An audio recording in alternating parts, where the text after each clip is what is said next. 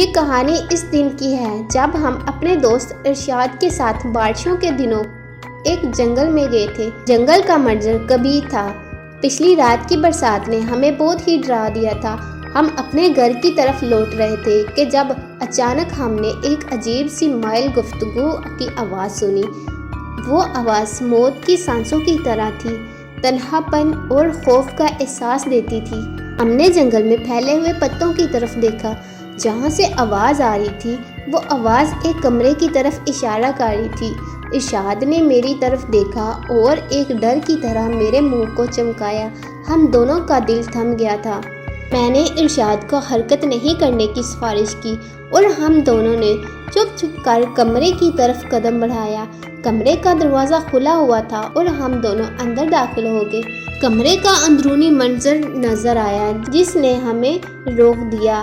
ایک پرانا کمرہ تھا جو کہ آباد تھا۔ وہاں کی طرف ہماری آنکھوں نے انتباہ کیا۔ کمرے کی وسعت کم تھی اور وہ وہاں کے لیے سنسان لگ رہا تھا۔ کمرے کی وسط میں ایک پرانی کرسی پر بیٹھی ہوئی ایک عجیب عورت دکھائی دی۔ اس کی آنکھیں لال تھیں اور اس کے بال سڑے ہوئے تھے۔ ہمیں یہ دیکھ کر شکین کی آواز آئی، خوش آمدید، آپ آئے ہیں۔ ہم اس عجیب عورت کے قریب تر جانے لگے تاکہ اس سے بات کر سکیں۔ ہم اس کے پاس پہنچے تو ہم نے محسوس کیا کہ وہ ٹھیک سے چل نہیں رہی بلکہ اس کی کھچک کھچک کر سر تک کھچک کھچک کر اٹھتی جا رہی تھی۔ ہم نے دیکھا کہ اس کی پلکوں میں انتہائی خون کی دبیں تھیں جو کہ ہمیں موت کی طرف اشارہ کرتی تھی۔ ارشاد اور میں چونک کر پچھواڑے کی طرف بھاگے اور جنگل کی طرف دوبارہ راہ چل پڑے۔ وہ آواز ہمیں تکلیف دے رہی تھی اور ہم جلدی سے وہ جنگل چھوڑ کر اپنے گاؤں واپس پہنچ گئے۔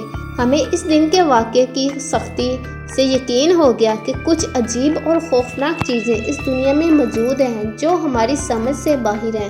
اور اسی کے ساتھ ہماری یہ کہانی یہیں پر ختم ہوتی ہے۔ اگر آپ کو ہماری کہانی اچھی لگی ہو تو ہمارے چینل پر لائک اور سبسکرائب ضرور کیجیے۔ Thank you for watching.